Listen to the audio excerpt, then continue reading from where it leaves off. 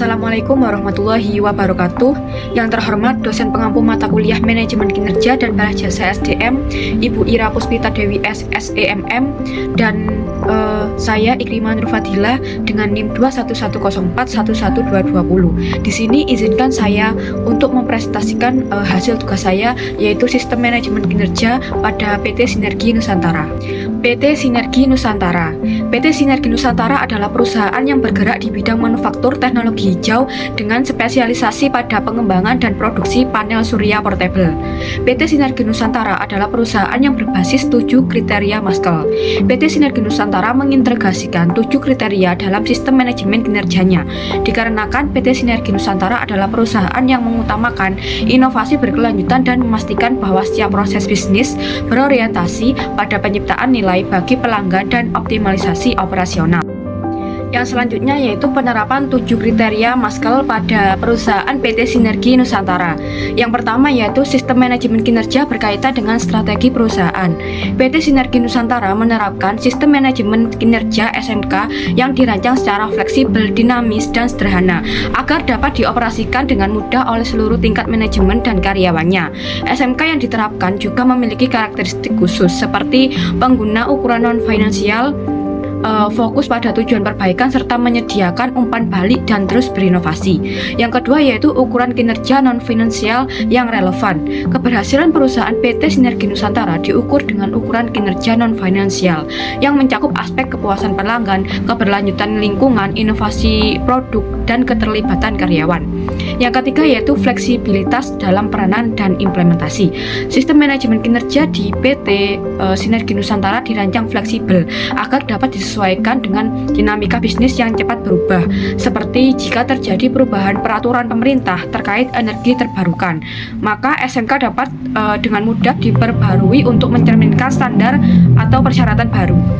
Selanjutnya yang keempat yaitu dinamisme menghadapi perubahan pasar. SMK di PT Sinergi Nusantara dirancang untuk menanggapi perubahan lingkungan bisnis dengan cepat. Dinamisme sistem ini mencakup pemantauan data real time dengan menggunakan teknologi berbasis cloud untuk menyatukan kinerja data sehingga tim manajemen dapat segera mengidentifikasi masalah atau peluang di pasar. Yang kelima yaitu kesederhanaan operasional dan implementasinya. Untuk memastikan bahwa semua pihak di PT Sinergi Nusantara dapat menggunakan SMK dengan efektif, sistem ini dirancang sesederhana mungkin. Yang keenam yaitu umpan balik yang cepat untuk tindakan perbaikan. PT Sinergi Nusantara menerapkan sistem yang memungkinkan umpan balik cepat kepada waktu operasional dan manajemennya.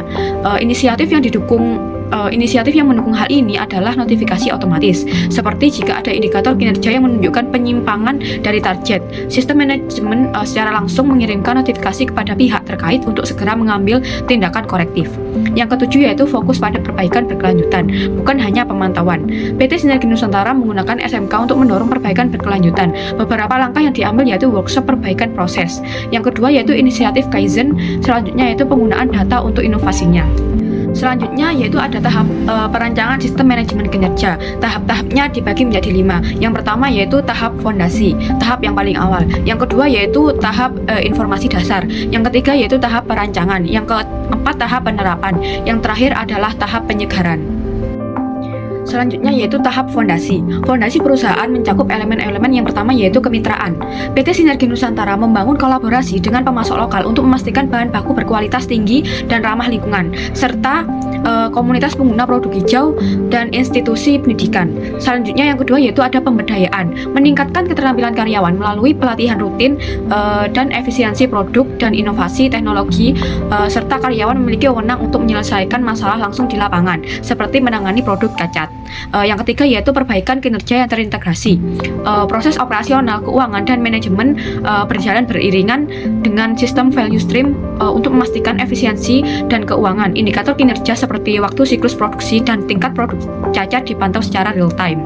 Selanjutnya yang keempat yaitu tim yang mandiri. Setiap value stream memiliki tim lintas fungsi produksi, pemasaran, dan keuangan yang bertanggung jawab pada kinerja alirannya. Jadi setiap departemen diberikan otonomi untuk merancang solusi spesifik dalam value stream masing-masing. Yang Selanjutnya ada tahap informasi dasar. Informasi dasar dikumpulkan untuk memastikan sistem manajemen kinerja relevan dan menyeluruh.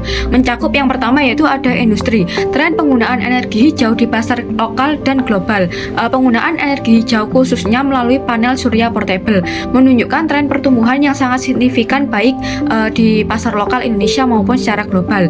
Teknologi terbaru dalam manufaktur produk ramah lingkungan. Yang kedua ada pemerintah dan masyarakat. Regulasi energi terbarukan yang mendukung inovasi produk. Pemerintah Indonesia telah menetapkan berbagai regulasi untuk mendorong penggunaan energi terbarukan termasuk energi surya ini. Yang ketiga ada pasar. Rumah tangga merupakan salah satu target pasar utama untuk panel surya portable, terutama yang tinggal di daerah dengan kebutuhan listrik yang tidak selalu stabil atau dengan gaya hidup yang mendukung keberlanjutan. Untuk yang selanjutnya yaitu ada faktor pesaing.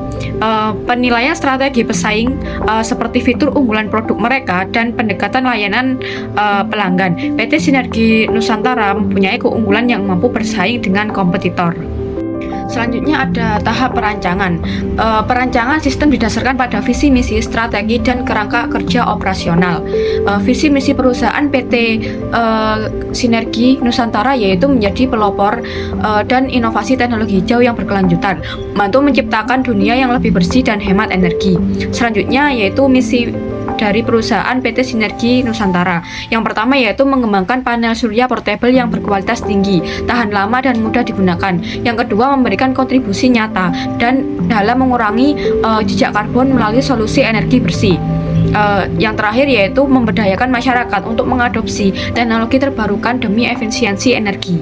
Selanjutnya yaitu ada strategi. Strategi yang akan diterapkan oleh PT Sinergi Nusantara yaitu dengan menggunakan 4 elemen. Di antaranya yaitu yang pertama ada berkesinambungan, pengembangan proses, penawaran keunggulan kompetitif, dan eksploitasi keterkaitan perusahaan dengan lingkungan. Yang pertama yaitu berkesinambungan. Untuk memastikan keberlanjutan dalam bisnis panel surya portable, PT Sinergi Nusantara perlu mengintegrasikan prinsip-prinsip keberlanjutan dalam setiap aspek operasional perusahaan. Yang kedua yaitu mengembangkan proses.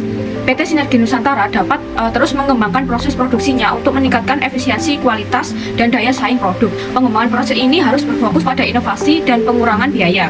Yang ketiga yaitu penawaran keunggulan kompetitif. PT Sinergi Nusantara perlu menawarkan keunggulan kompetitif yang dapat membedakan produknya di pasar yang sangat kompetitif. Yang terakhir yaitu eksploitasi keterkaitan perusahaan dengan lingkungan. PT Sinergi Nusantara harus memanfaatkan keterkaitan antara perusahaan dan lingkungan untuk menciptakan nilai jangka panjang baik dalam konteks sosial maupun ekonominya. Selanjutnya yaitu kerangka kerja. Kerangka kerja pada PT Sinergi Nusantara dapat mencakup berbagai aspek yang mendukung efisiensi operasional, pengembangan produk, serta hubungan dengan pelanggan dan lingkungan. Berikut adalah kerangka kerja yang dirancang untuk mendukung keberhasilan jangka panjang perusahaan dalam produksi panel surya portable. Yang pertama ada visi misi, di bawahnya ada tujuan strategis perusahaan, di bawahnya ada struktur organisasi, di bawahnya ada proses bisnis, di bawahnya lagi ada pengukuran kinerja dan evaluasi. Tahap yang selanjutnya yaitu tahap penerapan. Tahap penerapan meliputi yang pertama yaitu display. PT Sinergi Nusantara mengimplementasikan dashboard digital yang memantau kinerja di seluruh area kerja. Yang kedua yaitu laporan penyajian data yang sederhana dan relevan. Laporan harian mengenai operasional dan keuangan disusun dengan cara sangat sederhana namun informatif. Yang ketiga yaitu sosialisasi pelatihan penggunaan sistem pelaporan untuk memastikan bahwa seluruh karyawan dapat memanfaatkan sistem pelaporan dengan baik. Yang keempat yaitu ada analisis pemahaman pola dan peluang perbaikan. Setiap data yang terkumpul melalui sistem pelaporan dianalisis secara berkala. Tim manajerial PT Sinergi Nusantara melakukan analisis kinerja harian untuk menemukan pola yang dapat memberikan wawasan mengenai masalah operasional atau peluang perbaikan. Yang kelima yaitu manfaat atau biaya. PT Sinergi Nusantara secara teratur menilai manfaat yang didapat dari implementasi sistem manajemen kinerja dibanding dengan biaya yang dikeluarkan untuk pengadaan perangkat lunak, pelatihan, dan infrastruktur pendukung lainnya. Selanjutnya yaitu masuk pada tahap penyegaran. Tahap penyegaran meliputi yang pertama yaitu evaluasi KPI. Penyesuaian KPI jika terdapat perubahan kondisi pasar atau regulasi. Yang kedua yaitu review sistem. Melibatkan manajer dan karyawan untuk memberikan umpan balik terhadap sistem yang telah diterapkan. Yang ketiga yaitu peningkatan proses. Memanfaatkan evaluasi untuk meningkatkan efisiensi dan nilai pelanggan secara berkelanjutan. Yang terakhir yaitu penyesuaian teknologi. Mengintegrasikan teknologi baru yang relevan untuk mendukung sistem. Sekian presentasi dari saya. Terima kasih. Wassalamualaikum warahmatullahi wabarakatuh.